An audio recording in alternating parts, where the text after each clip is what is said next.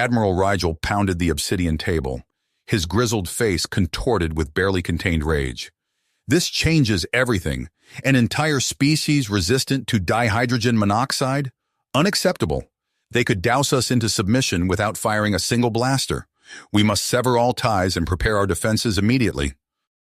As the debate raged back and forth, Dr. Altair and his team pored over the scant biological data from Earth, searching for any clue to the human immunity enigma.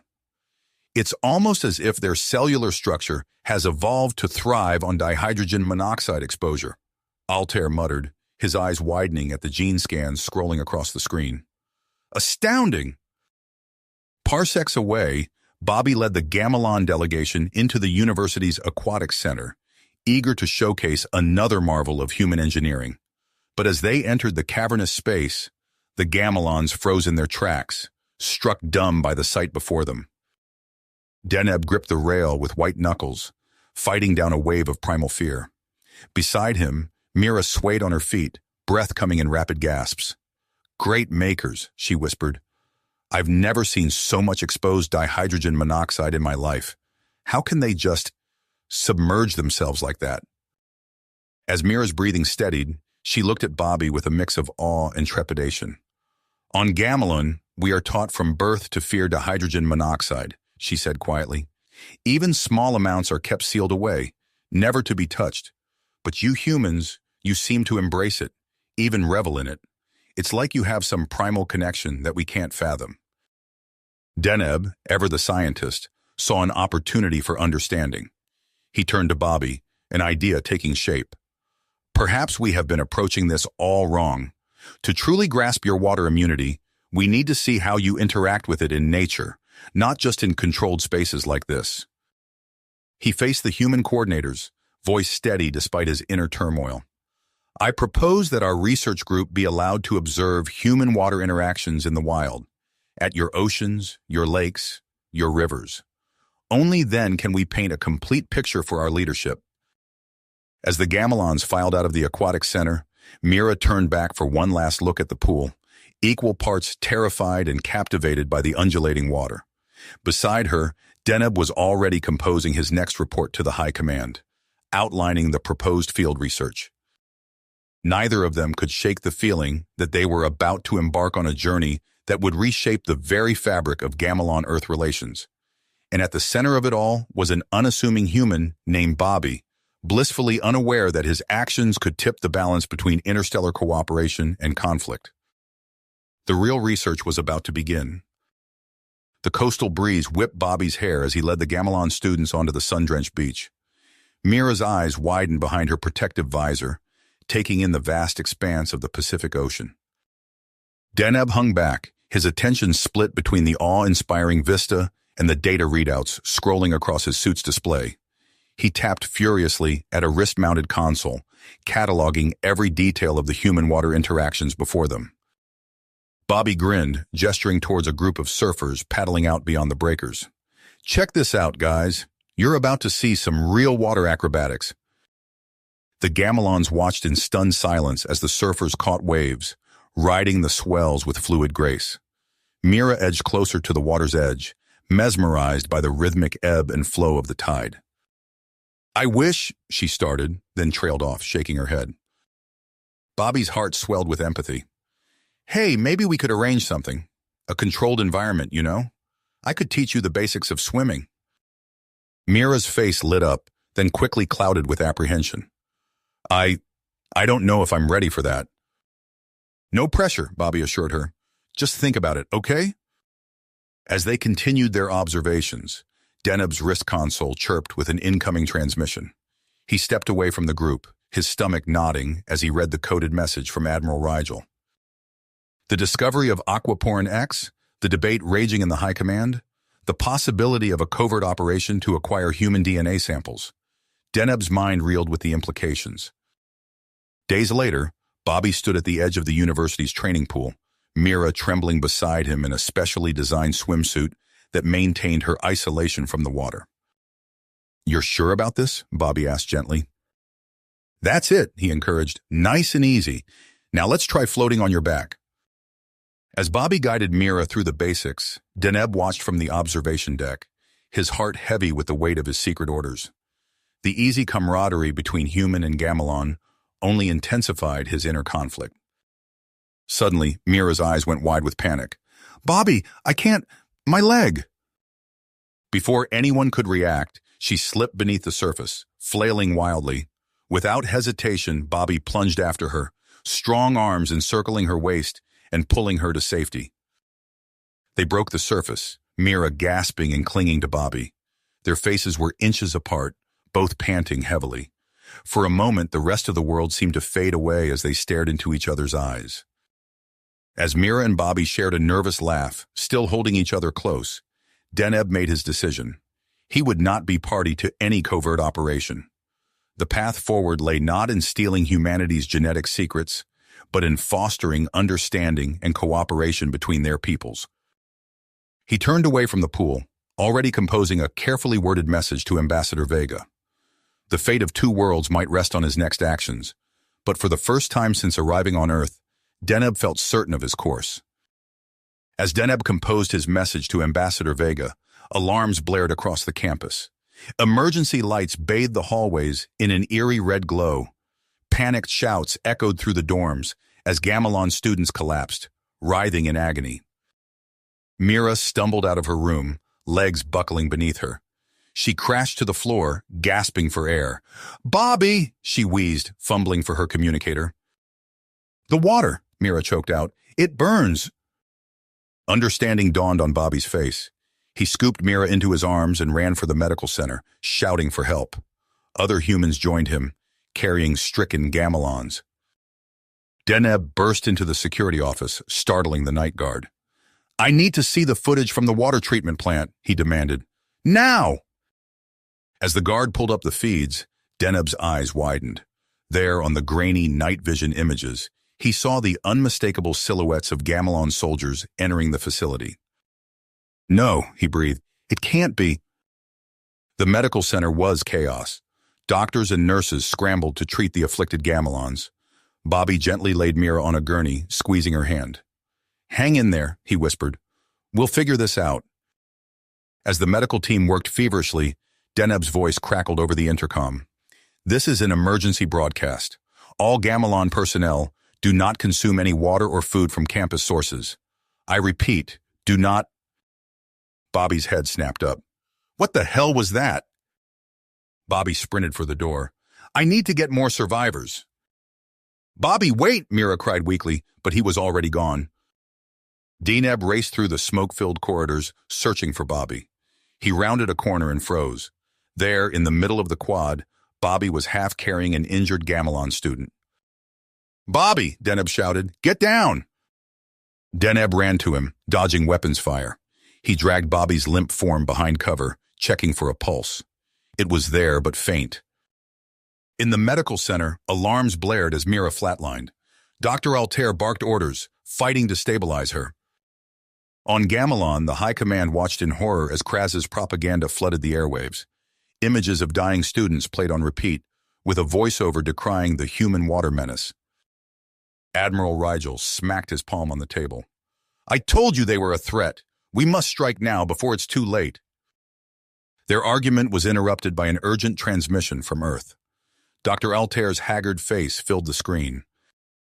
"High Command," he said, his voice hoarse. "We've isolated the toxin. It's Gamelon in origin." A stunned silence fell over the room. On the next bed, Mira's chest rose and fell weakly. Dr. Altair hunched over a microscope, muttering to himself as he worked on an antidote. Deneb's fingers flew over the encrypted console, his message to Ambassador Vega taking shape amidst the chaos. Outside, plasma bolts illuminated the night sky as Kraz's forces clashed with loyalist Gamelons.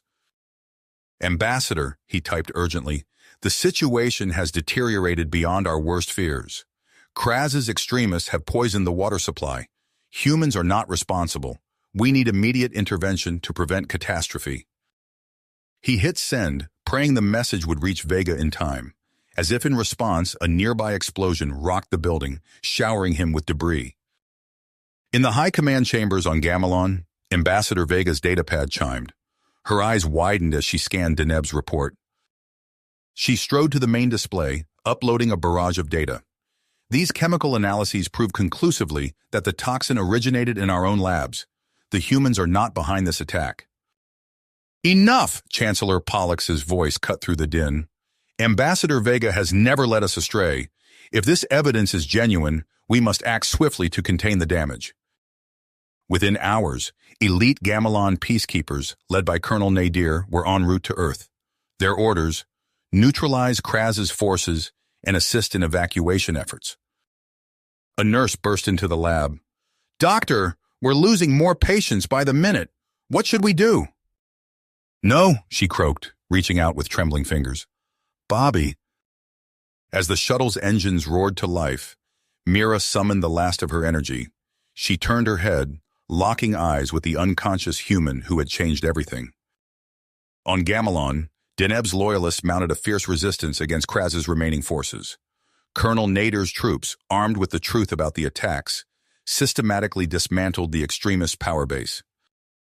Kraz, cornered and desperate, prepared a final propaganda blitz.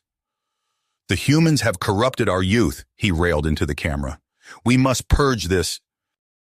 His broadcast cut off abruptly as Deneb's counter-narrative flooded every channel. Irrefutable evidence of the blood purity movement's treachery played on repeat, turning public opinion decisively against them. In the high command chambers, Chancellor Pollux faced the assembled leaders. "The old guard has failed us," he declared. "It's time for a new path forward, one of cooperation, not fear." Ambassador Vega's voice crackled over the comms. "I've made contact with Earth's leading xenobiologists. They're en route via emergency shuttle." On Gamelon, Chancellor Pollux stood before the assembled high command. His voice rang out, firm and resolute. "Admiral Rigel, your actions have brought us to the brink of war. I offer you one chance. Stand down and face a fair trial, or be branded a traitor to Gamelon." Rigel's face contorted with rage. "You've sold us out to the humans," he spat. "I'll see you exposed for the puppet you are." Before anyone could react, Rigel activated a personal force field and vanished in a burst of teleportation energy. Alarms blared as security teams mobilized. Pollux's eyes narrowed. "Find him," he ordered, "and alert Colonel Nadir on Earth. Rigel may attempt to link up with Kraz's remaining forces." Back on Earth, Colonel Nadir's troops cornered the last of Kraz's saboteurs in an abandoned research facility. Plasma fire lit up the night as the extremists made their final stand. "Surrender now!" Nadir's voice boomed through a megaphone. "You will face justice for your crimes against both our peoples." One by one, the defeated saboteurs emerged, hands raised. As they were led away in restraints, Nadir's comm unit chirped. Nadir's teeth gritted. "Double the patrols. If Rigel shows his face here, we'll be ready." In the depths of space, a sleek diplomatic vessel prepared to dock with Earth's orbital station. Ambassador Vega stood on the bridge, her heart racing with a mixture of anticipation and trepidation. There was a moment of tense silence before a warm voice responded. "Ambassador Vega, this is General Franklin King. On behalf of Earth, welcome. We have much to discuss." In Bobby's hospital room on Gamelon, Deneb sat hunched over a data tablet. Bobby stirred, his eyes fluttering open.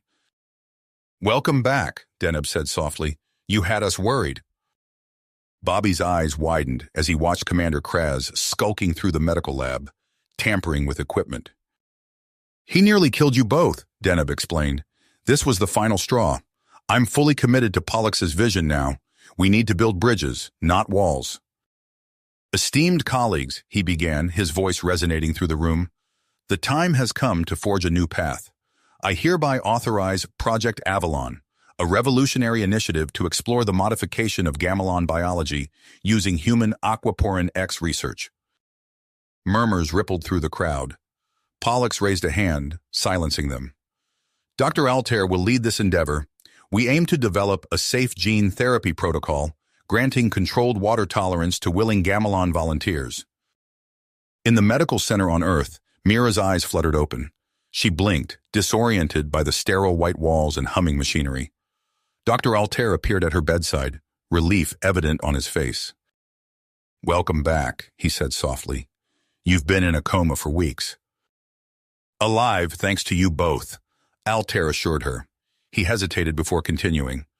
"Mira, we're starting a new project. It's risky, but it could change everything. We need volunteers." "I'll do it," Mira interrupted, her voice growing stronger. "Whatever it takes." Niara's eyes lit up with scientific curiosity, but her enthusiasm dimmed as she glanced at her sullen teenage daughter. "Naomi, what do you think?" Naomi didn't look up from her holo-display.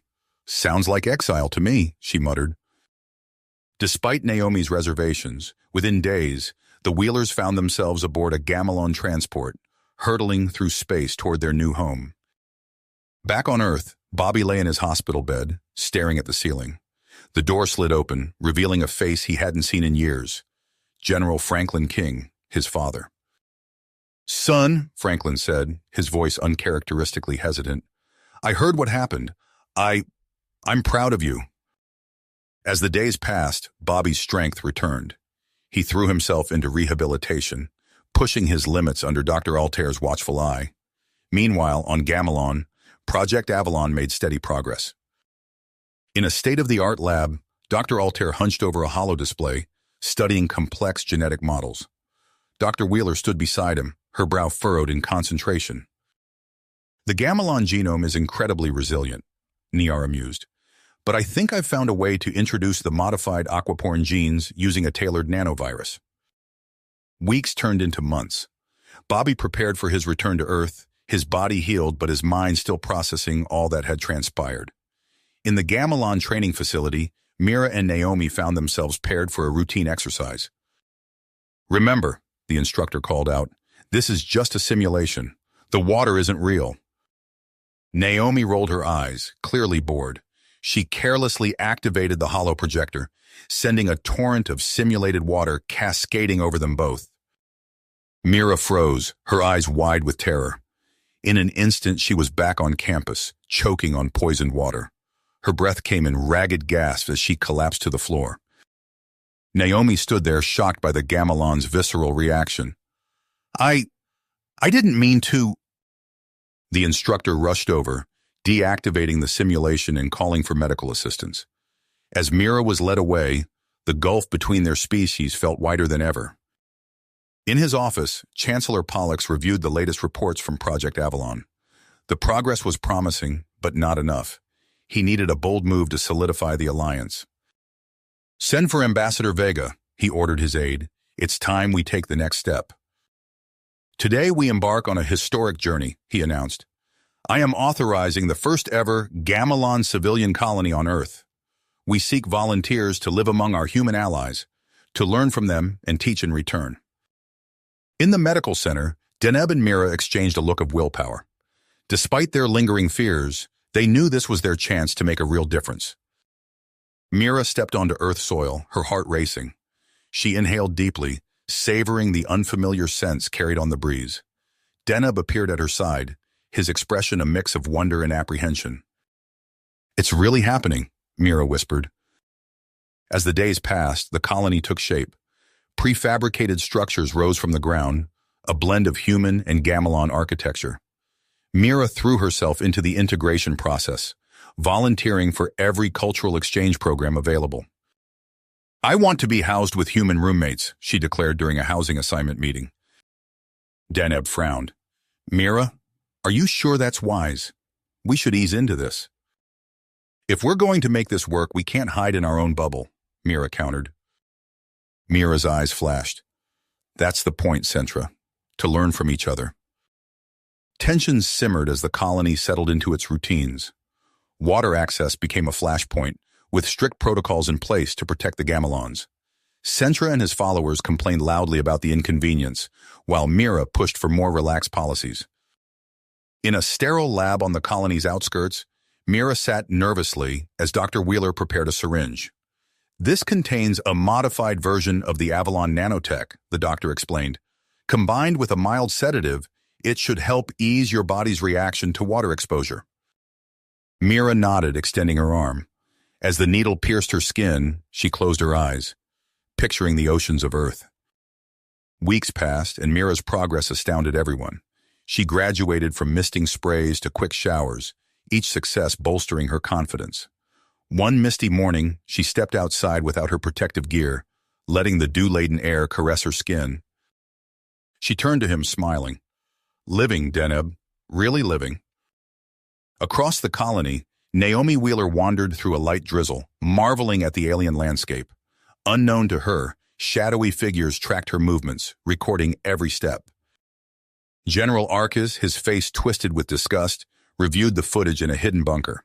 "Perfect," he growled. "This will show our people the true face of human treachery." The doctored broadcast hit Gamelon like a shockwave. Riots erupted in major cities as enraged citizens demanded action against the human oppressors. Chancellor Pollux's security forces struggled to maintain order. Mira nodded, dedication etched on her features. As cameras rolled, she recounted her journey from water phobia to her newfound freedom. "Humans aren't our enemies," she concluded, her voice thick with emotion. "They're our partners in building a better future." Her words resonated across both worlds. On Gamelon, moderate voices began to drown out the extremists. When General Arcus's deception was exposed, the tide of public opinion shifted decisively. In the colony's newly constructed aquatic center, Mira stood at the edge of a gleaming pool. Deneb, Bobby, Naomi, and a crowd of humans and Gamelons watched with anxious anticipation. "You don't have to do this," Deneb said quietly. Mira met his gaze. "Yes, I do." She took a deep breath and dove in. The water enveloped her, cool and welcoming. For a moment, panic threatened to overwhelm her, but she pushed through it. When she surfaced, the cheers were deafening.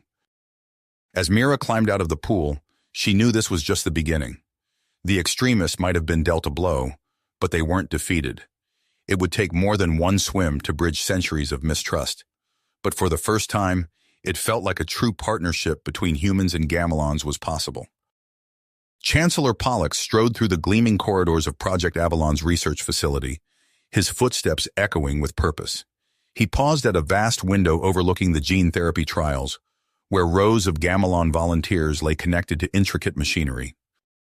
"Dr. Elnath," Pollux called out, spotting the lead researcher hunched over a console. "What's our progress?" Elnath's eyes gleamed with excitement as he pulled up holographic data streams. "Chancellor, the results are nothing short of revolutionary. Observe."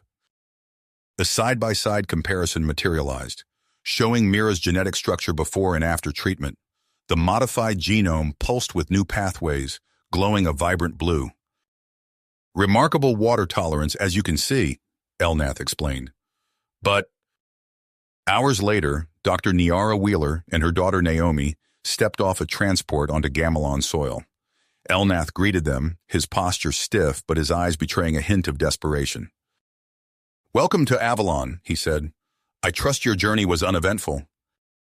Niara nodded, already scanning the facility with keen scientific interest.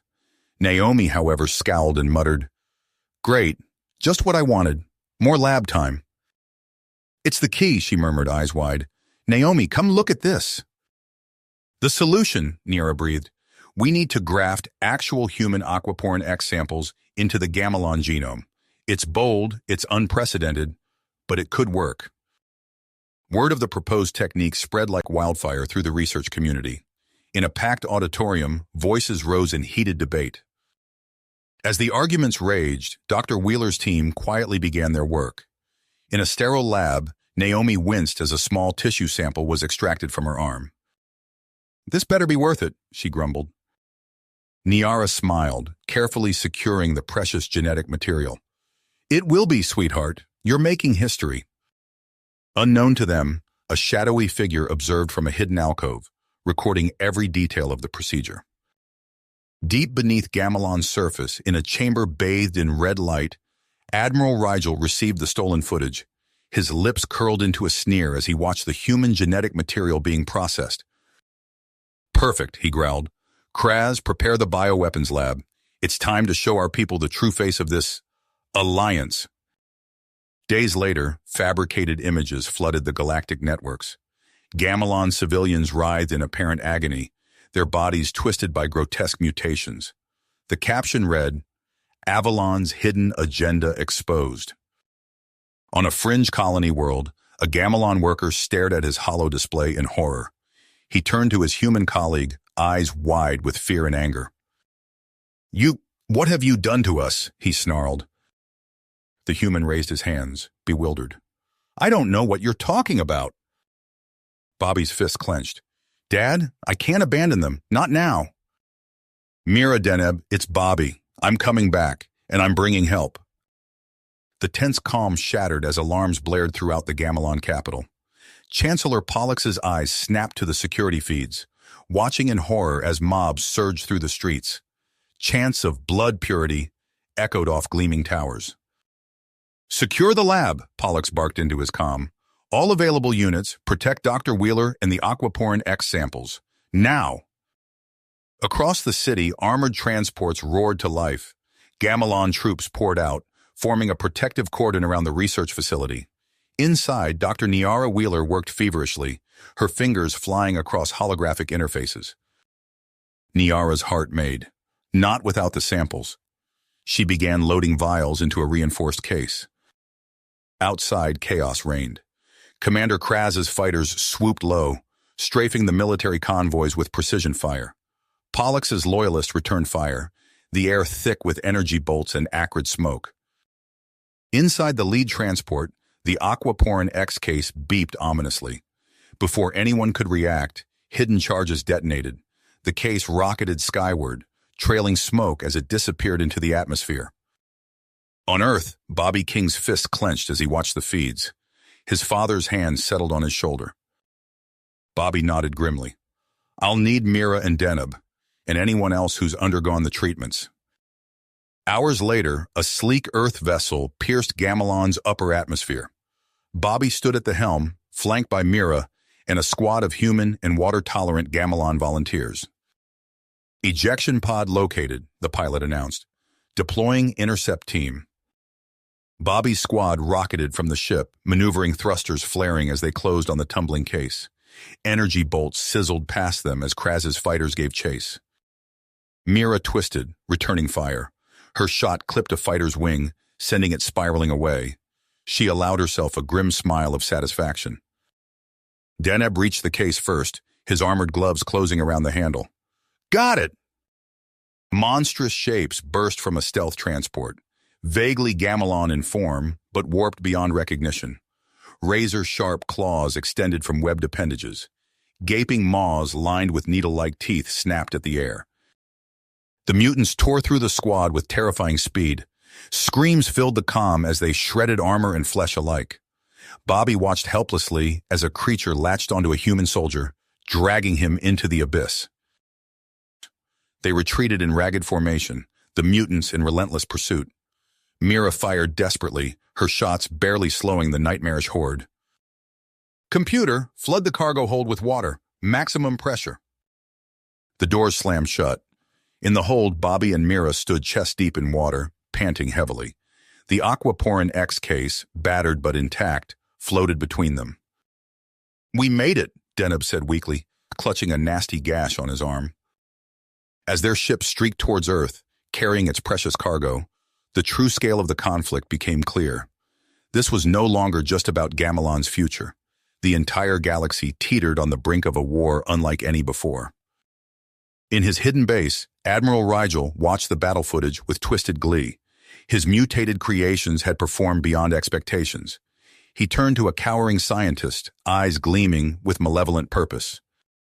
Murmurs rippled through the room as Pollux outlined the audacious plan. Dr. Elnath, still reeling from the near loss of the Aquaporin X samples, leaned forward with growing excitement. Necessary, Pollux finished firmly. Dr. Wheeler's research has given us a foundation. Now we must build upon it. Mira stood before a reinforced chamber, her face a mask of perseverance as technicians attached monitoring devices to her skin. Through the observation window, she locked eyes with Bobby. You don't have to do this, he said, an echo of words spoken what felt like a lifetime ago. Mira's lips quirked in a half-smile. Yes, I do. As the chamber sealed, Bobby turned to Dr. Altair. How long before we know if it's working? Your mission, Pollux briefed them, is to root out and destroy Rigel's mutant breeding grounds. Show no mercy. Nader nodded grimly. Consider it done, sir. But even as King spoke of unity, shadows moved in the station's lower decks. Rigel's agents, long dormant, prepared to strike. Back on Gamelon, alarms blared through the Leviathan facility. Bobby sprinted down a corridor, his heart pounding. He skidded to a stop before an observation window, his eyes widening at the sight within. Mira floated in a tank of nutrient-rich fluid, her body pulsing with an otherworldly blue light. As he watched, her eyes snapped open, glowing with an intensity that was both alien and achingly familiar. Before Bobby could respond, a deafening explosion rocked the facility. Through the haze of smoke and debris, a nightmarish shape lurched into view. Its metal limbs glinted wickedly, half-organic components pulsing beneath chrome plating. Bobby's hand flew to his sidearm, but he knew conventional weapons would be useless against such monstrosities. As the drone lumbered closer, its optics focusing on the vulnerable scientists, the nutrient tank behind them exploded in a shower of glass and liquid. Mira burst forth, her movements a blur of preternatural speed and grace. She slammed into the drone with bone-crushing force, her newly enhanced musculature rippling beneath her skin. The machine staggered, sparks flying from its damaged chassis. "Bobby!" Mira shouted, her voice carrying an otherworldly resonance. "Get them out of here!" As Bobby ushered the scientist to safety, Mira grappled with the relentless drone. Her enhanced strength was evident, but the machine's weaponry left smoking furrows across her skin. In the ensuing chaos, a shadow detached itself from a darkened alcove. A muzzle flash illuminated Rigel's sneering face for a split second before Deneb crumpled to the ground, crimson blossoming across his chest. Mira's anguished cry echoed through the facility as she redoubled her assault on the drone, tearing into its vital systems with newfound fury. The machine collapsed in a shower of sparks and twisted metal. "He needs medical attention now," Bobby barked. Mira stood over them, her enhanced form trembling with a maelstrom of emotions. She locked eyes with Bobby, an unspoken understanding passing between them. "Go," Bobby said softly. "I'll make sure Deneb gets treatment. You have a bigger fight ahead." Mira nodded, her face tight with certainty. As she sprinted towards the facility's exit, alarms blared throughout the complex. The next phase of Rigel's plan was already in motion. Aboard the Coalition station, General Franklin King frowned at a cascade of error messages flooding his console. "What in blazes?" "I'm afraid," Arcus said coldly, "that your peacekeeping days are over." As Rigel's forces converged on the captured station and Kraz's drones swarmed Gamelon's defenses, a lone transport broke atmosphere. Inside, Mira stood at the head of a small cadre of Leviathan prototypes, their bodies humming with untested power. Mira's voice crackled through the comm system as the Leviathan transport hurtled towards the hijacked Coalition outpost. Bobby King, strapped into his acceleration harness, felt the familiar surge of adrenaline coursing through his veins. The hold doors blew open. A torrent of water rushed in as the Leviathan squad surged forward. Bobby's vision adjusted instantly to the murky depths. He saw Mira streak past, her newly augmented form cutting through the water with preternatural grace. A mutant lunged at Bobby, its maw gaping wide. He twisted, narrowly avoiding the creature's teeth. His augmented muscles propelled him forward as he drove a vibroblade deep into the beast's vulnerable underbelly. All around him, the Leviathan squad engaged in a furious underwater melee. Their hybrid physiologies allowed them to outmaneuver and overpower Rigel's aquatic monstrosities. Mira was a blur of motion, transitioning seamlessly between fluid acrobatics and devastating close-quarters combat. The squad converged on an airlock, fighting against the rushing current as they cycled through. Once inside, they split into pre-assigned teams. Bobby led the main assault force towards the command center, while Mira's team peeled off to locate Ambassador King. In the bowels of the station, Mira's squad encountered the most heavily defended section. Grotesque aquatic sentinels, even more nightmarish than those outside, guarded the approach to King's makeshift prison. Mira's newly honed instincts took over. She dove into a shallow pool, her body instantly adapting to the aquatic environment. The guards, caught off guard by her amphibious assault, fell before they could raise the alarm. As Mira breached the final barrier, she found Ambassador King slumped in a corner, his face haggard but defiant. "Took you long enough," he quipped weakly. Bobby's voice crackled over the comm. "Copy that. We've secured the command center. Orcs is in custody." "All units prepare for immediate evac," Bobby ordered. "We're about to have some very unfriendly company." The Leviathan transport barely cleared the station's docking bay when the first salvo from Rigel's fleet struck. Energy beams lanced through space, carving molten furrows in the outpost's hull. Mira met his gaze steadily. "We're the future, sir. The key to ending this war." Back on Gamelon, Chancellor Pollux received word of the mission's success with grim satisfaction. He turned to Dr. Elnath, who stood beside a row of stasis pods containing the next generation of Leviathan prototypes. The Leviathan transport touched down on Gamelon's surface with a gentle thud. As the hatch hissed open, Bobby King stepped out, his enhanced eyes adjusting instantly to the dim light of the underground hangar. Behind him, Mira and the rest of the strike team followed, their bodies still humming with the residual energy of their recent battle. "Welcome back," Chancellor Pollux's voice echoed across the cavernous space. He stood at the far end, flanked by Dr. Elnath and a contingent of Gamelon officials. "I trust the rescue mission was a success?" Pollux's eyes narrowed. "Then we must act swiftly. Dr. Elnath, begin the next phase of Project Leviathan immediately." Mira's fists clenched at her sides. "When do we leave?" "Immediately," Pollux replied. "Colonel Nadir and his hybrid vanguard will provide support. This is our chance to strike before Rigel can fully regroup." Hours later, a fleet of Leviathan dropships pierced Tartarus's turbulent atmosphere. Bobby gripped the command console as they descended through swirling clouds of toxic mist. Beside him, Mira's eyes gleamed with an otherworldly light, her enhanced senses already probing the alien environment. "Multiple defensive emplacements detected," she reported. "Heavy concentration of mutant biosigns in the lower quadrants." The dropship screamed across Tartarus's barren surface, dodging bursts of energy fire from concealed gun batteries. As they neared the ground, the bay doors slammed open. Bobby and Mira leapt out first, their augmented bodies easily absorbing the impact of the long fall. Around them, the rest of the strike team deployed in perfect formation. Colonel Nadir's hybrid vanguard emerged from their own transports, their armor gleaming in the eerie light of Tartarus's distant sun. "Push forward!" Bobby shouted, his voice carrying over the din of battle. "Breach those defenses!"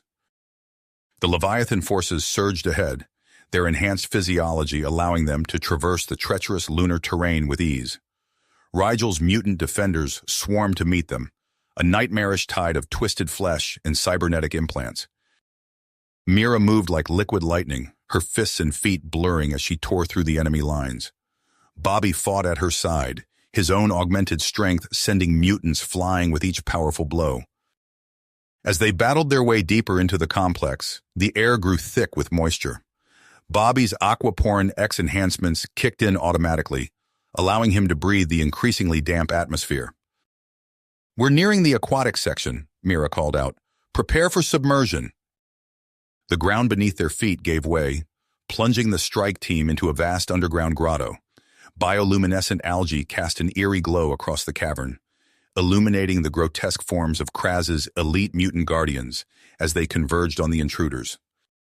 Mira's body shifted, adapting instantly to the aquatic environment. She shot through the water like a torpedo, engaging the mutant defenders in a furious underwater melee. Her human-derived adaptations gave her an edge, allowing her to outmaneuver the lumbering aquatic monstrosities.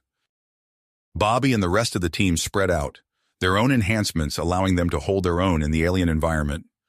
Energy weapons flashed, sending superheated bolts streaking through the water as both sides exchanged fire.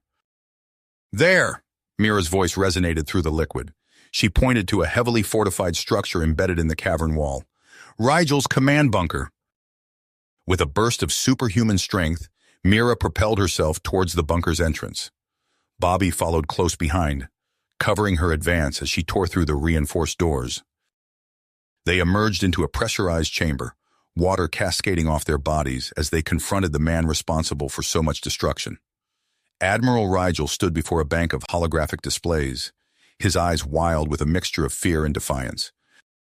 "It's over, Rigel," Bobby declared, leveling his weapon at the rogue admiral. "Surrender now, and we can end this without further bloodshed." Rigel's hand hovered over a glowing red button. "You think you've won?" he snarled. "I'll see this entire moon burn before I let you take me." Before Bobby could react, Rigel slammed his palm down on the self-destruct trigger. Alarms blared throughout the complex as the facility began to shake violently. "We need to move now," Mira shouted, grabbing Rigel and shoving him towards the exit. As they fought their way back through the collapsing tunnels, a familiar figure emerged from the chaos. Naomi Wheeler stumbled out of a side passage, her eyes wide with confusion and fear. A massive tremor cut off her words as chunks of the ceiling began to rain down around them. Mira's eyes widened as she saw Naomi instinctively dive into a pool of water to avoid the falling debris. She's adapted," Mira breathed, watching Naomi move through the water with the same ease as a Leviathan hybrid. "We'll figure it out later," Bobby shouted. "Right now, we need to get everyone out of here before this whole moon tears itself apart." Mira nodded, her face set with willpower. She grabbed Naomi's hand, and together, the two women led the charge through the imploding base. Their combined aquatic abilities allowed them to navigate the treacherous, flooded passages with incredible speed. The strike team burst out of the collapsing tunnels just as the Leviathan dropships touched down. Bobby shoved Rigel into the nearest transport before turning back to help the stragglers. "Come on!" he shouted over the din of Tartarus tearing itself apart. "We're not leaving anyone behind." The transport lifted off, carrying its precious cargo of hybrids, humans, and one captured traitor away from the dying moon. As they broke atmosphere, Bobby caught a glimpse of Tartarus through the view screen. The once impregnable fortress was now nothing more than a smoldering ruin, a fitting end to Rigel's reign of terror. As they set course for Gamelon, Bobby's mind raced with the implications of their victory. With Rigel captured and his forces in disarray, the path to lasting peace between Earth and Gamelon seemed clearer than ever before. Yet the emergence of Naomi, with her spontaneously developed hybrid abilities, hinted at new challenges and possibilities on the horizon. Bobby glanced at Mira, who sat beside the still disoriented Naomi, speaking to her in soft, reassuring tones. Whatever came next, he knew that humanity and Gamelons would face it together, their fates now irrevocably intertwined. The Leviathan transport touched down on Gamelon's surface, its hull still bearing scorch marks from the battle on Tartarus. As the hatch opened, Bobby and Mira emerged, flanking a shackled Admiral Rigel. Chancellor Pollux stood waiting, his face a mask of grim satisfaction. "Well done," Pollux said, nodding to the team. "This victory marks the beginning of a new era." In the weeks that followed, the political landscape shifted rapidly. Bobby watched from the sidelines as Chancellor Pollux and his father, Ambassador King, engaged in marathon negotiation sessions. The result was the Aquarius Concordat, a sweeping treaty that would reshape relations between Earth and Gamelon forever. "It's more than just an alliance," Ambassador King explained during a briefing. "We're looking at full integration of our societies, starting with the sharing of Aquaporin X research." Dr. Elnath stepped forward, gesturing to a holographic display. "With Earth scientists joining our efforts, we can push Project Leviathan to new heights. And speaking of new heights," he turned to Mira with a smile. "Congratulations on your promotion, High Aquanaut." Mira blinked in surprise. What?" Mira's eyes widened, but she nodded firmly. "I'm honored, Chancellor. I won't let you down." As Mira began her journey of resonance, Bobby found himself drawn into the scientific side of the Alliance. He stood in a lab, watching Dr. Elnath and a newly recovered Dr. Wheeler huddled over a series of genetic readouts. "Naomi's spontaneous mutation is unlike anything we've seen," Dr. Wheeler said, her voice filled with excitement. "If we can stabilize it, we could be looking at the next phase of hybridization." "Natural conception of human Gamelon offspring," Dr. Elnath mused. "The implications are staggering." The debate over the ethics of such research raged across both worlds, until Naomi herself stepped forward. "I want to volunteer," she announced during a press conference. If my condition can help bridge our species, I'm willing to be the first test subject. As the months passed, Bobby found himself increasingly involved in his father's latest project, the Interstellar Exchange Initiative. He stood before a class of eager faces, human and Gamelon alike, all there to learn about each other's cultures and sciences. The goal is simple, Bobby explained. We're going to train a new generation of diplomats and cultural attachés who understand both our worlds. You'll be the bridge that connects us. Bobby smiled, intertwining his fingers with hers. Lead the way, High Aquanaut. Store had in store for them. It's breathtaking, Mira whispered, her eyes wide with wonder. Bobby nodded, taking in the sight of massive underwater domes connected by sleek transport tubes. Hard to believe this was all just ocean a few months ago. They disembarked, greeted by a delegation led by Chancellor Pollux and Colonial Marshal Deneb. The air buzzed with excitement as colonists from both worlds milled about, their faces a mix of anticipation and nervousness.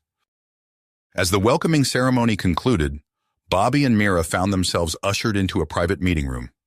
Deneb stood before them, her expression serious.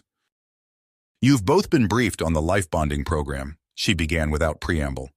As our Alpha Primes, you'll set the standard for all future pairings. The next few weeks were a whirlwind of activity. Bobby and Mira moved into their shared living space, a beautifully designed underwater pod that seamlessly blended human comfort with Gamelon functionality. They spent their days learning the intricacies of each other's daily routines, from dietary habits to sleep cycles. Evenings were filled with cultural exchange sessions, where they delved deep into the histories and traditions of their respective peoples. One night, as they sat on their pod's observation deck watching bioluminescent fish swim by, Mira turned to Bobby with a thoughtful expression. "What's happening?" Mira shouted, her body already shifting to its aquatic form. They burst out of their pod, only to be met by chaos. Gamelon colonists were writhing in agony, their skin turning a sickly pale blue. Humans rushed to help, confusion and fear etched on their faces. Mira suddenly doubled over, gasping for breath. "Bobby," she choked out, "I can't. Something's wrong." As he caught her falling form, Bobby's world narrowed to a singular focus. He had to get Mira to safety, had to find a way to save her. With Mira cradled in his arms, Bobby fought his way through the panicked crowds towards the medical sector. His enhanced physiology allowed him to move swiftly through the water, but every second felt like an eternity. "Hold on, Mira," he whispered fiercely. "Just hold on." As they reached the medical bay, Bobby's comm unit crackled to life. Dr. Elnath's voice came through, tense but controlled. "Bobby, listen carefully. We've identified the toxin, but the antidote is still in development. I need you to—" Bobby burst into the medical bay, Mira's limp form cradled in his arms. "Dr. Elnath, the antidote!" The Gamelon scientist rushed over, hypo spray in hand.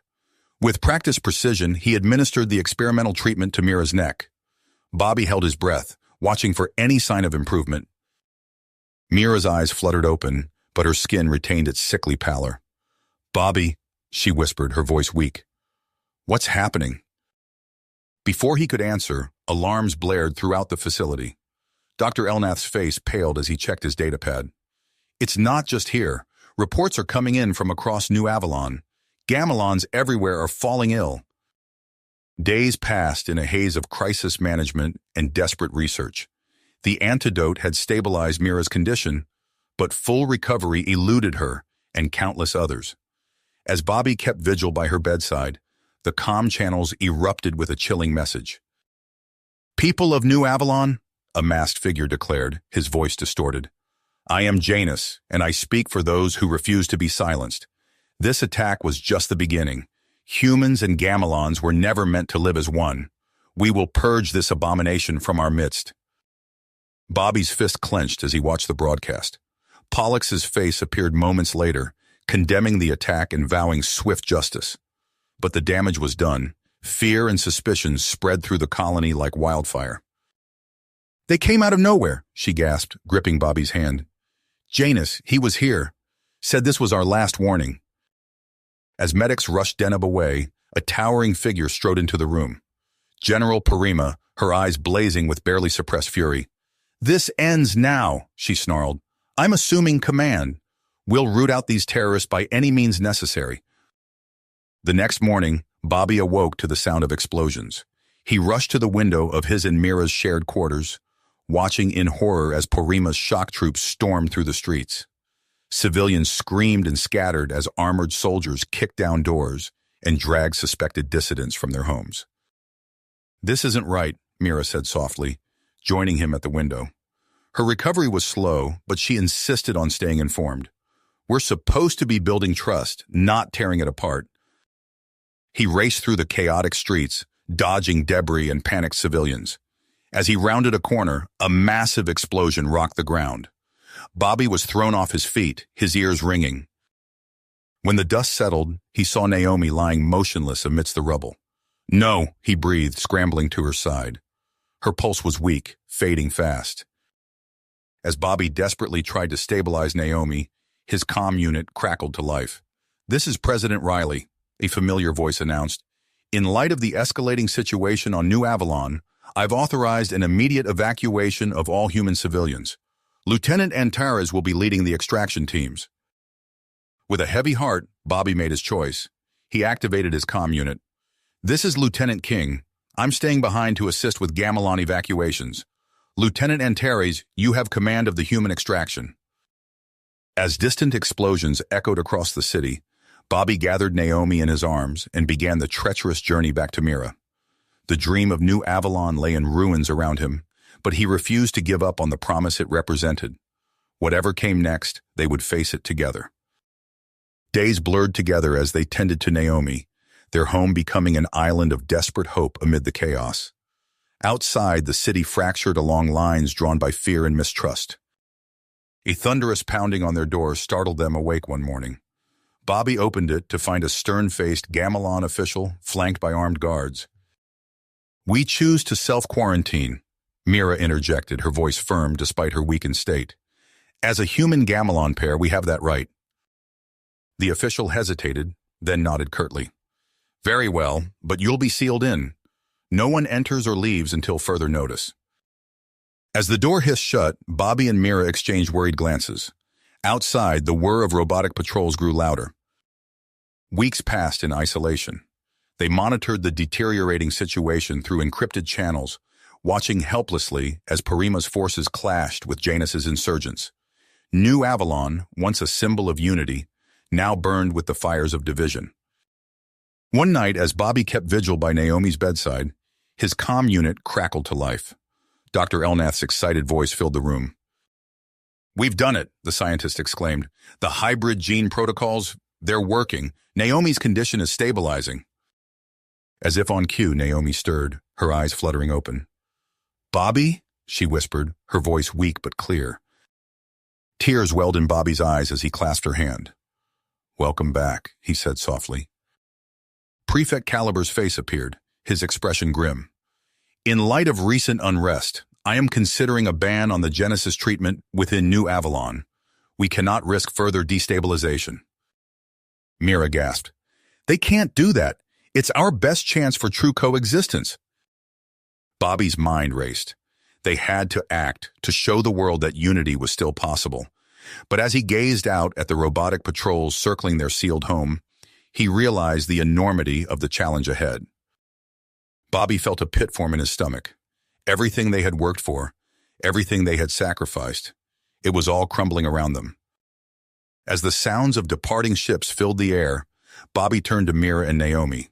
Their eyes met, a silent understanding passing between them. They wouldn't abandon New Avalon. Not yet. Not while there was still a chance to salvage the dream of unity they had fought so hard to build. "It's time," she whispered, her eyes gleaming with a mix of fear and tenacity. The once pristine corridors were littered with debris, emergency lights casting an eerie red glow. In the distance, Bobby could hear the whine of sonic dispersal units and the muffled shouts of protesters. They made their way through the abandoned sectors, carefully avoiding the roving patrols of Caliber's security forces. As they approached the buffer zone, Bobby's breath caught in his throat. Hundreds of humans and Gamelons stood shoulder to shoulder, defiantly facing down the armored troops. A makeshift banner fluttered above the crowd. Equators unite! Before Bobby could respond, a deafening explosion rocked the chamber. Acrid smoke filled the air as Colonel Parima's troops surged forward, riot shields raised. From the other side, masked figures wearing Janus's insignia lobbed makeshift grenades. "Get down!" Bobby shouted, pulling Mira and Naomi behind an overturned habitation pod. Deneb crouched beside them, her face grim. Bobby's comm unit crackled to life, President Riley's voice barely audible over the din of battle. "Full evacuation, human colonists, untenable." Naomi's eyes widened. "The treatment. If we can get more people to understand what it means..."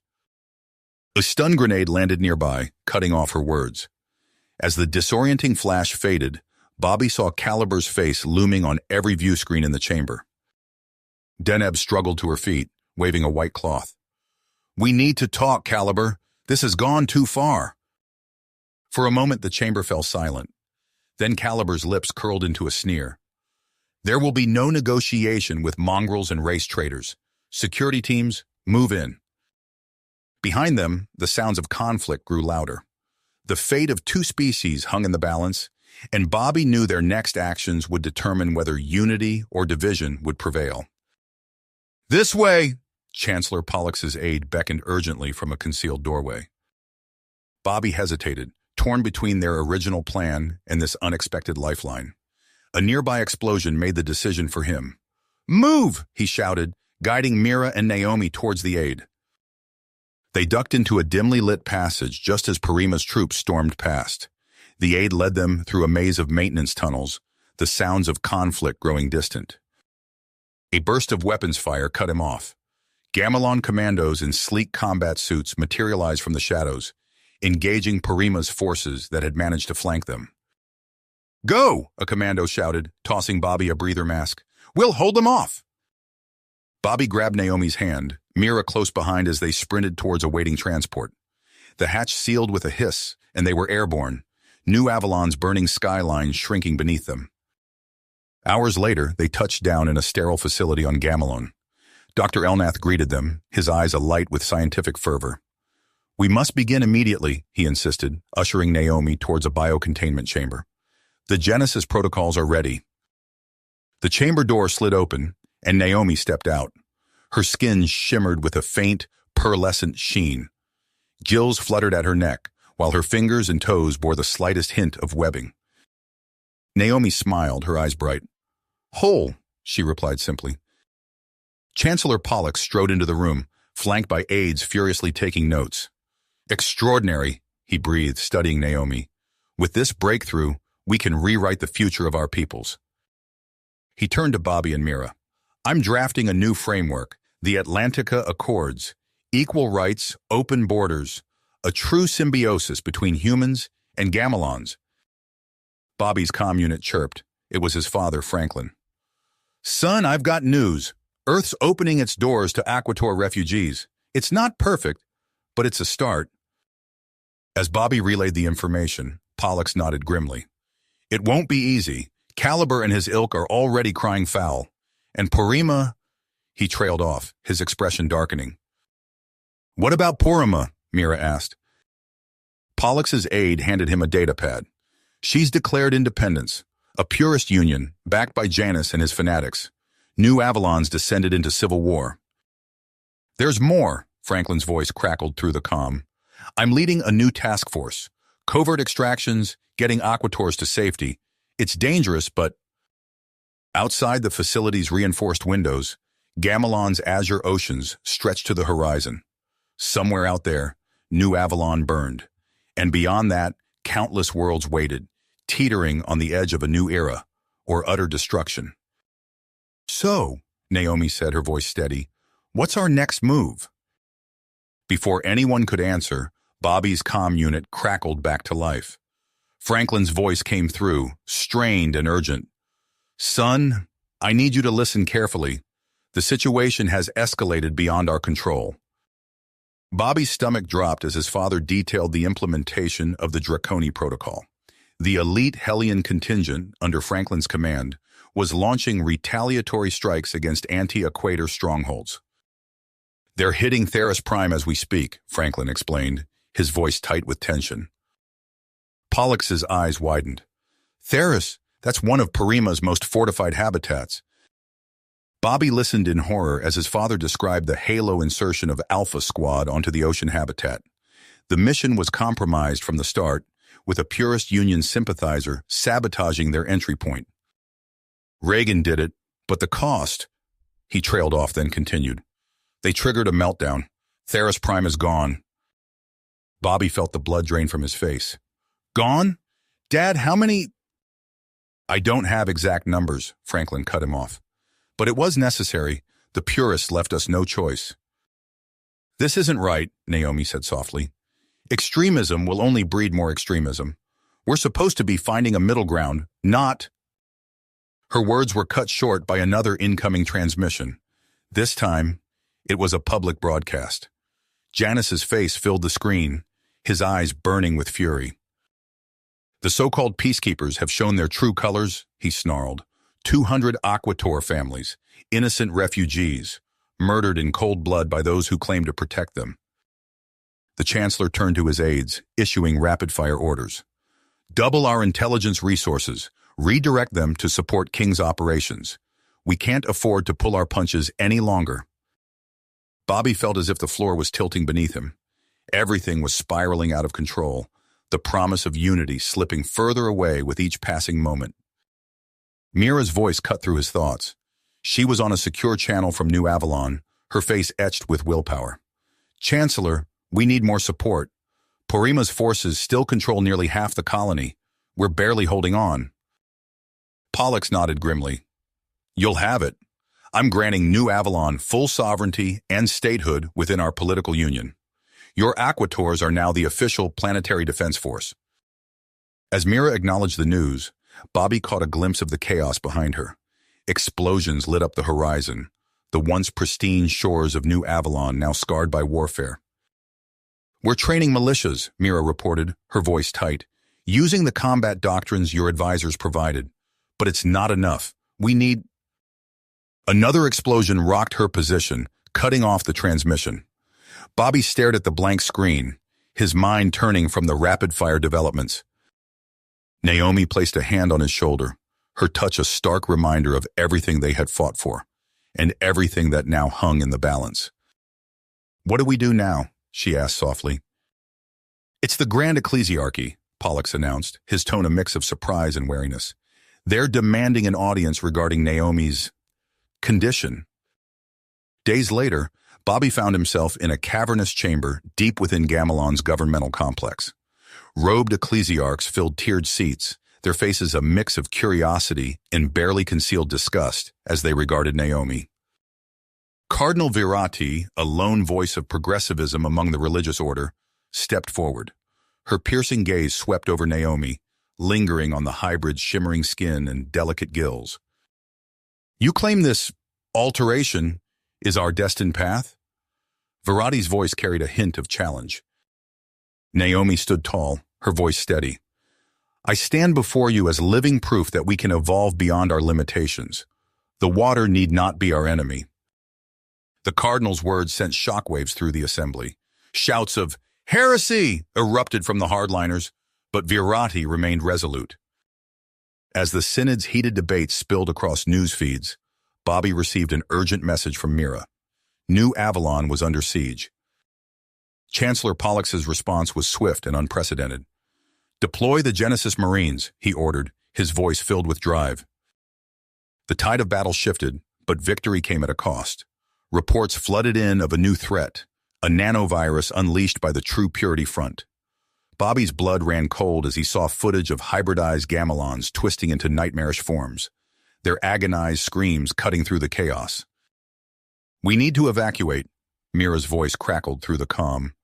"The water supply, it's contaminated." Bobby sprung into action, coordinating with Virati's delegation to organize a mass exodus. Meanwhile, Naomi disappeared into Dr. Elnath's lab, racing against time to develop a cure. As the evacuation efforts intensified, Chancellor Pollux paced his war room. The weight of an impossible decision bore down on him. "The Hellion contingent stands ready," an aide reported, "awaiting your order to initiate Draconi Protocol." Chancellor Pollux's finger hovered over the command console, the weight of his decision palpable in the air. With a sharp inhale, he pressed down, authorizing the Draconi Protocol. "General King," Pollux's voice was taut as he addressed the holographic figure before him. "You have full autonomy. Neutralize those facilities." Franklin nodded grimly. "Understood, Chancellor. We're deploying now." In the depths of a Gamelon military dock, Naomi stood before a sleek obsidian submersible.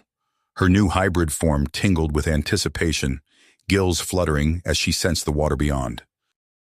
"You sure about this?" Bobby asked, concern etched on his face. Naomi's eyes met his, resolute. "I have to do this, Bobby. My abilities might be our only chance." As Naomi boarded the vessel with her strike team, Franklin's voice crackled over the comm. "Remember, stealth is paramount. We can't risk alerting the other outpost." The submersible glided silently through the inky waters, closing in on the hidden Purist facility. Naomi felt the subtle shifts in pressure, her enhanced senses attuned to every ripple and current. Suddenly, alarms blared. "Hostiles incoming!" the pilot shouted. Through the viewports, Naomi saw them. Twisted, grotesque forms swimming with unnatural speed. Mutated Purist guards, their bodies warped by their own nanovirus. "Brace for impact!" The submersible rocked as the mutants slammed into it. Naomi's team sprang into action, donning aquatic combat gear.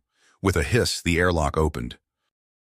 Cold water rushed in as Naomi led the charge. Her body moved with fluid grace, muscles and lungs adapting instantly to the pressurized environment. Around her, the strike team engaged in a brutal underwater melee. Naomi dodged a mutant's elongated clawed arm, her own hands finding purchase on its slimy skin. With a burst of strength, she twisted, hearing a sickening crack as the creature went limp. "Push forward," she commanded through her comm unit. "We need to reach those labs." Banks of computers hummed, surrounded by vats of churning, sickly green liquid. The nanovirus synthesis labs. Naomi's eyes locked onto a secured terminal. "Cover me," she ordered, fingers flying over the keypad. Data streamed across the screen. Coordinates, production schedules, distribution plans. "Excellent work," the general's voice crackled.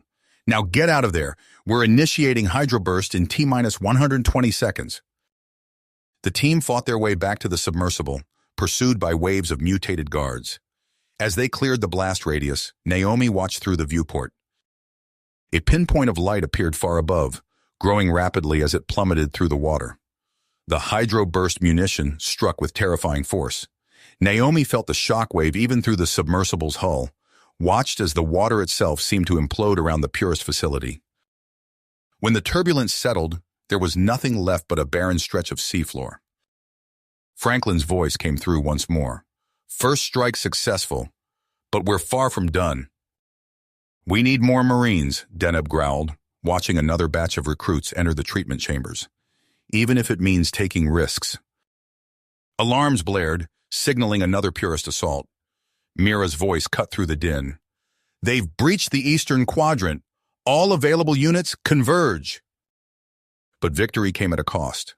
Reports flooded in of horrific mutations among the hastily treated Genesis Marines. Some writhed in agony, their forms twisting into nightmarish parodies of aquatic life. "Where did they get that kind of firepower?" Bobby demanded, watching the destruction unfold on tactical displays. Bobby's blood ran cold. "Aliens? But why?" "We don't know yet," Franklin cut him off. "But there's more. We've picked up chatter about someone or something called Orcs. Whatever it is, it's pulling strings behind the scenes, working to undermine everything we've fought for." As if on cue, another volley of plasma rounds streaked across the sky. Bobby watched, fists clenched, as the dream of unity between humans and Aquators threatened to crumble under the onslaught. The true battle, he realized, was only just beginning. Chancellor Pollux's face appeared on the main view screen, his expression grim.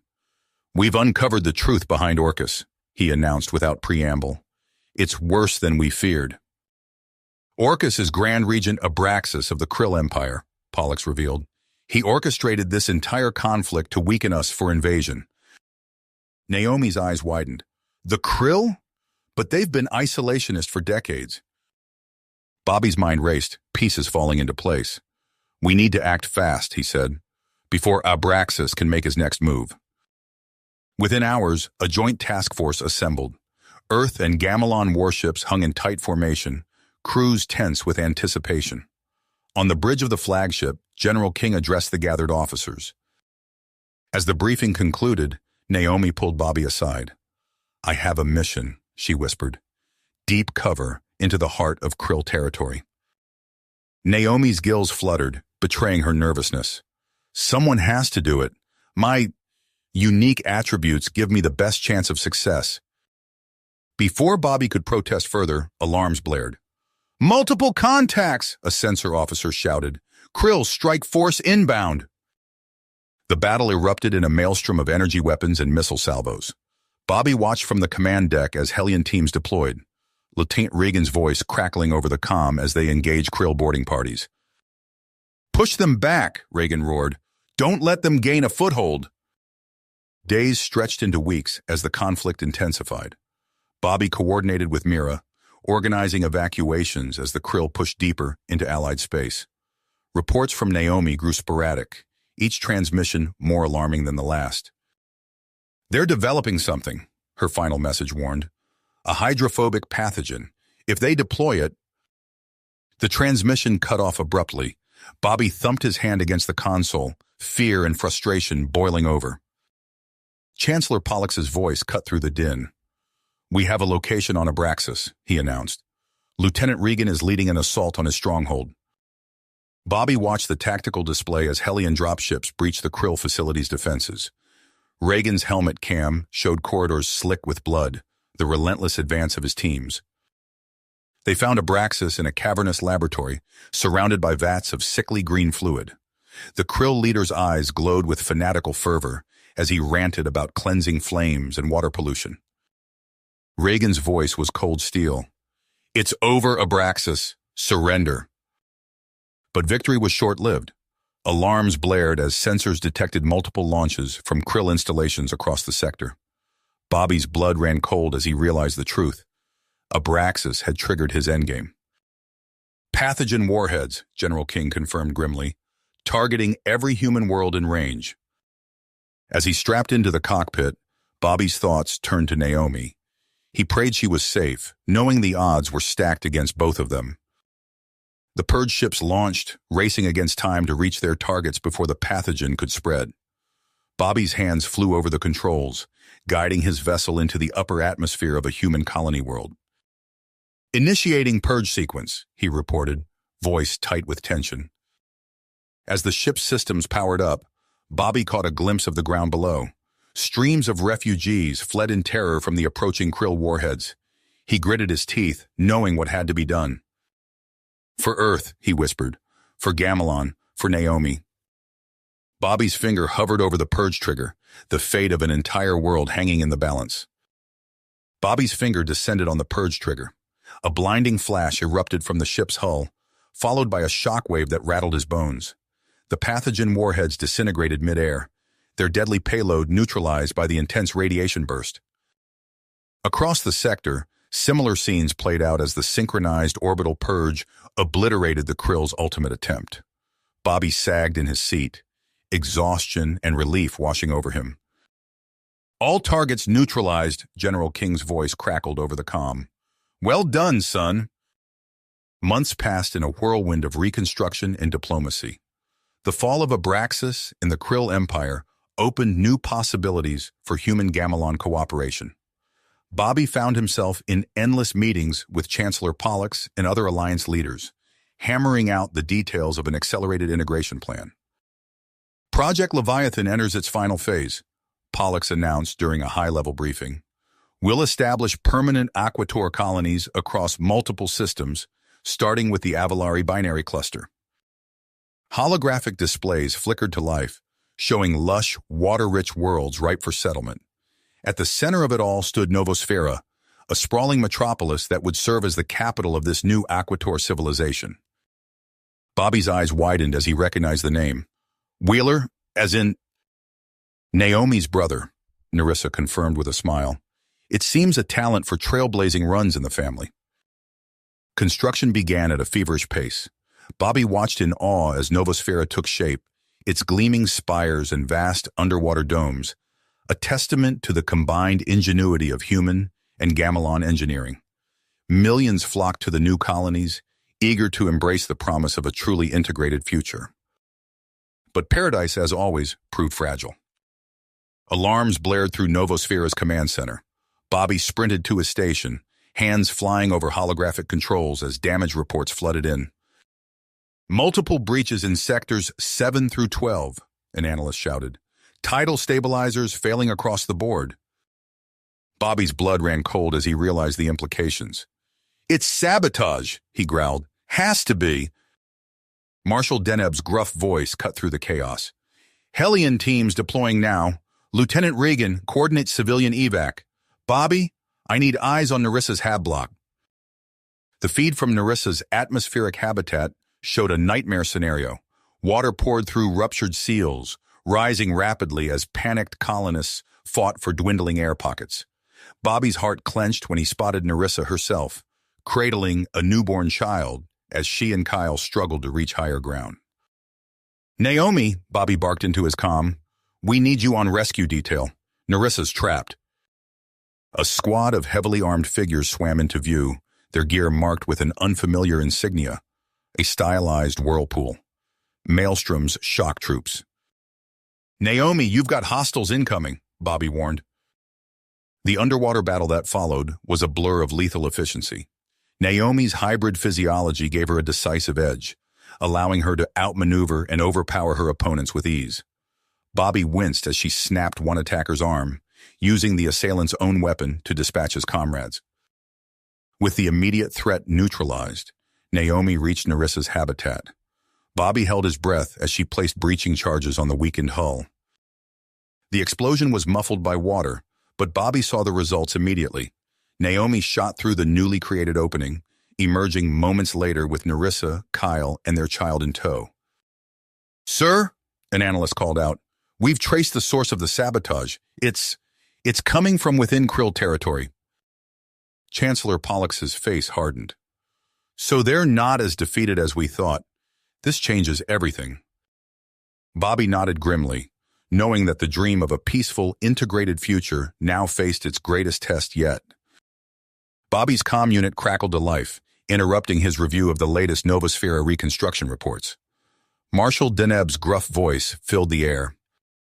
We've got a situation at Xenoscalaris Academy. Get there now. Adrenaline surged through Bobby as he raced to the transport bay.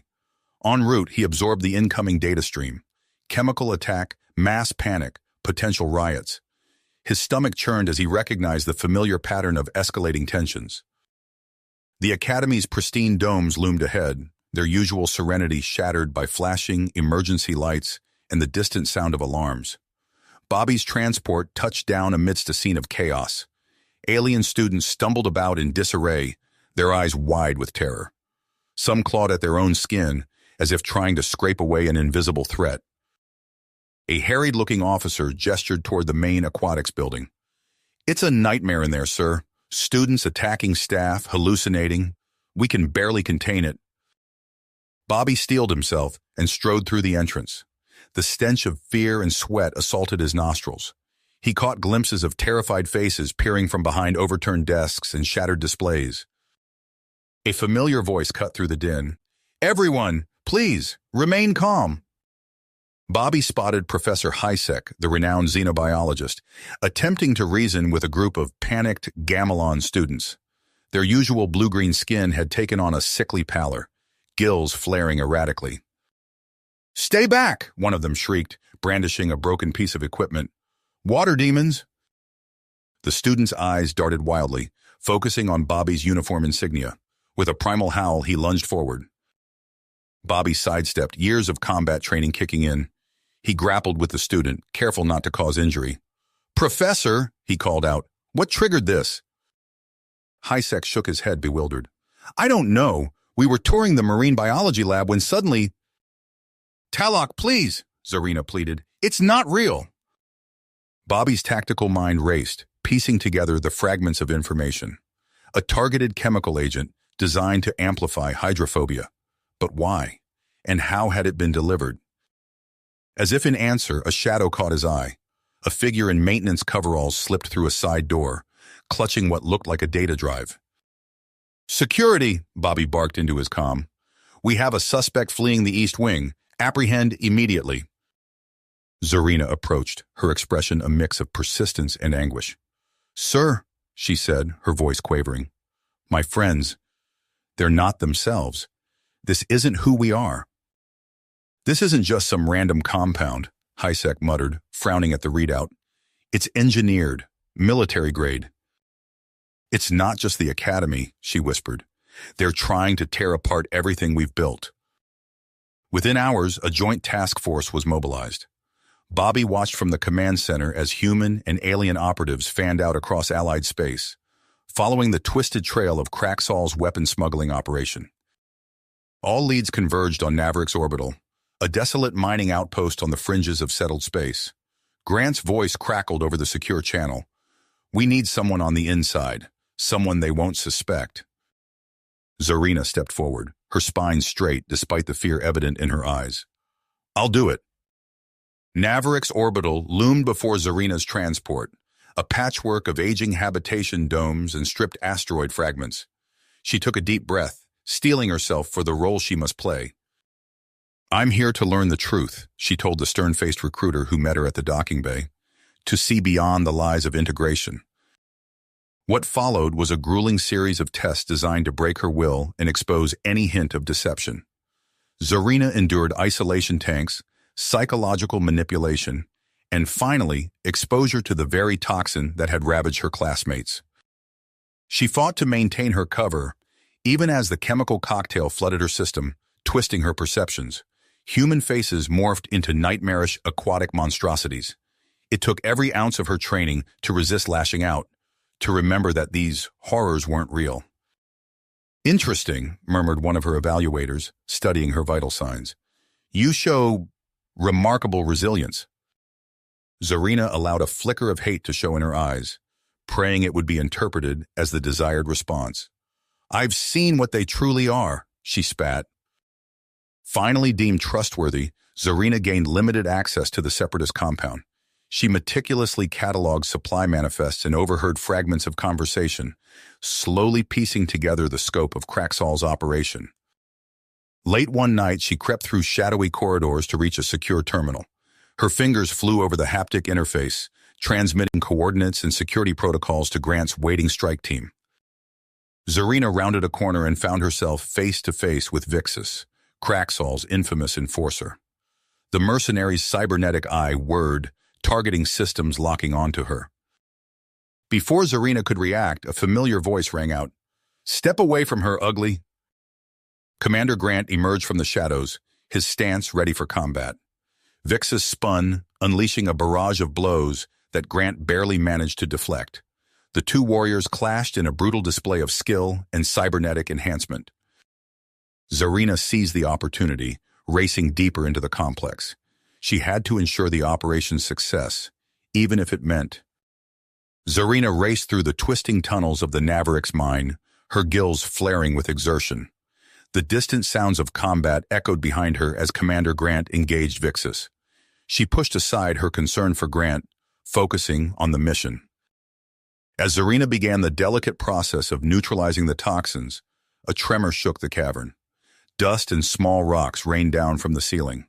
Her heart raced as she realized the structural integrity of the mine was compromised. Warning klaxons blared throughout the complex. Zarina worked frantically, her hands flying over control panels as she attempted to complete the containment process. Another violent shake sent her stumbling. Zarina, Grant's voice crackled over the comm. We need to evacuate now. She glanced at the progress indicator. 90% complete.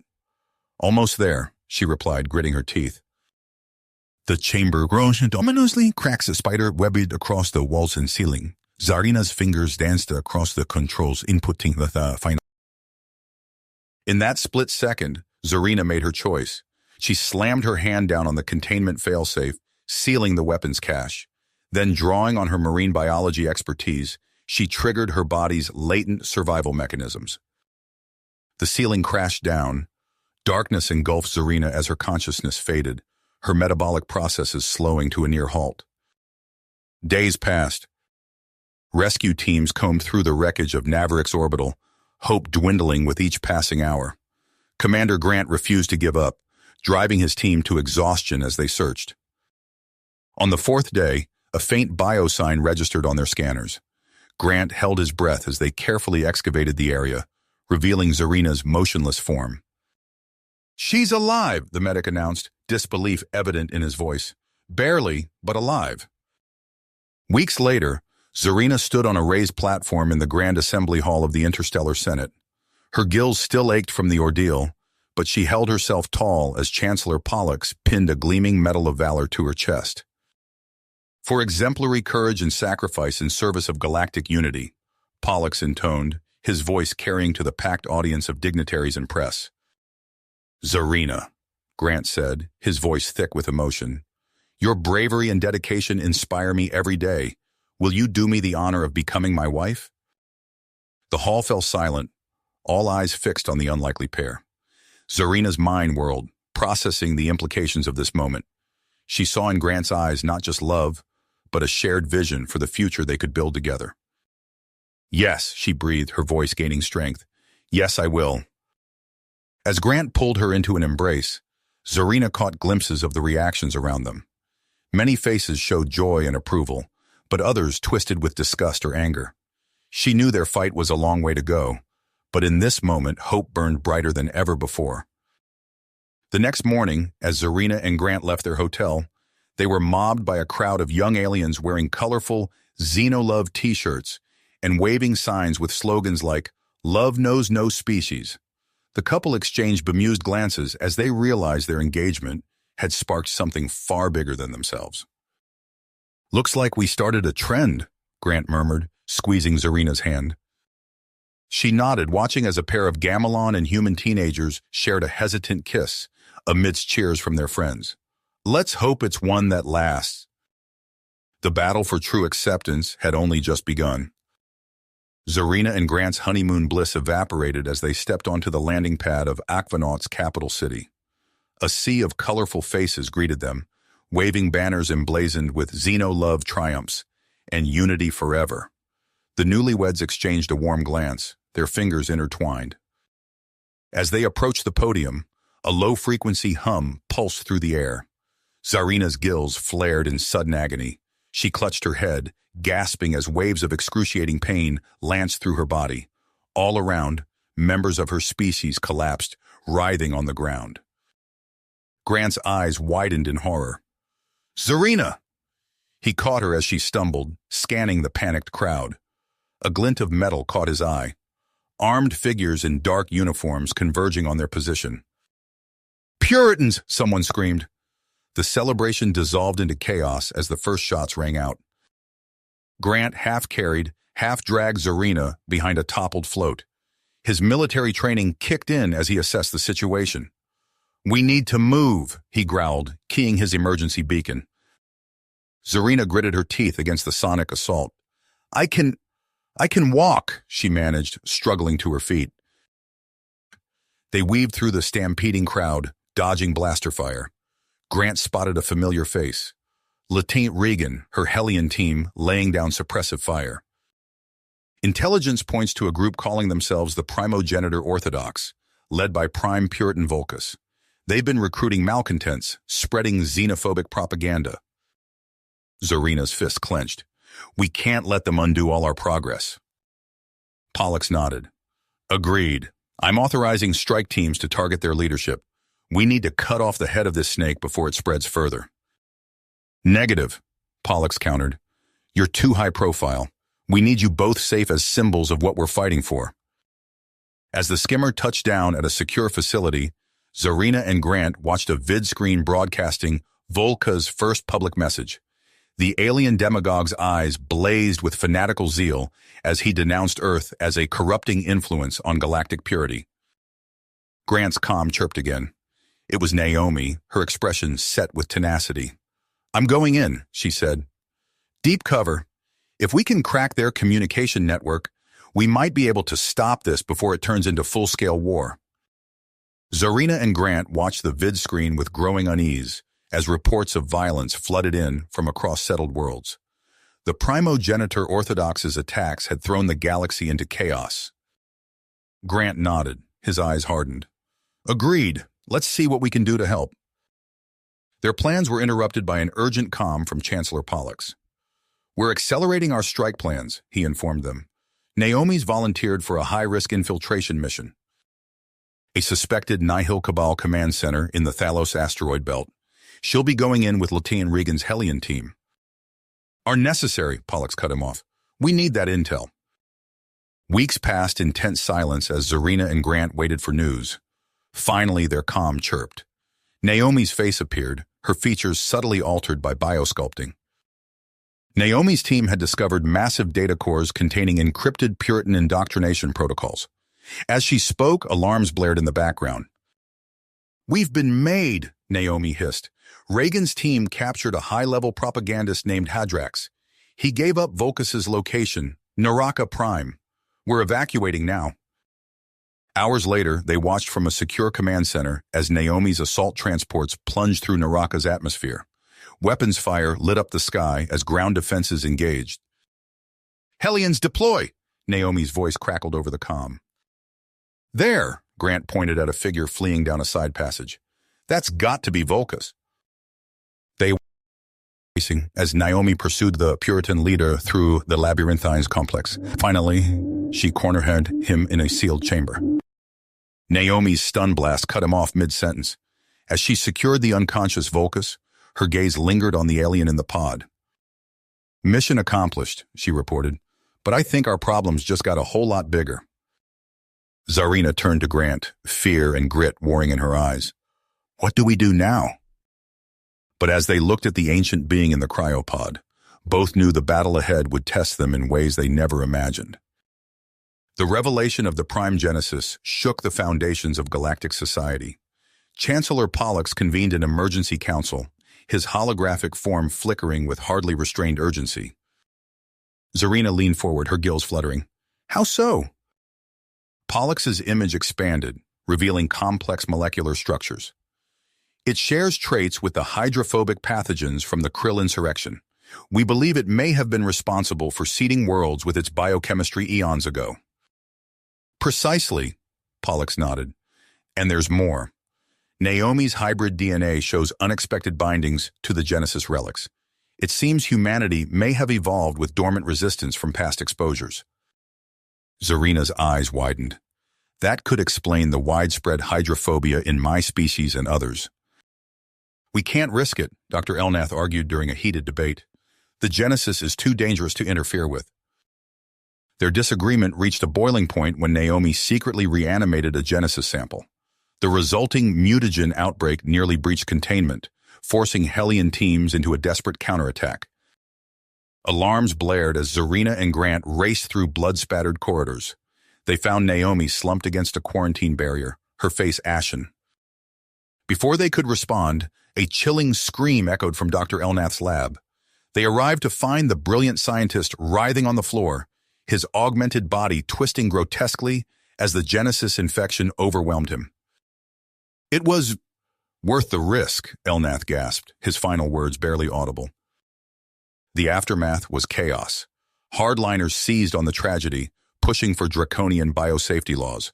At Elnath's funeral, Naomi defiantly vowed to continue his work, igniting fresh outrage. Chancellor Pollux, seeing the fragile unity crumbling, enacted a desperate plan. He summoned Zarina and Grant to a secure briefing room.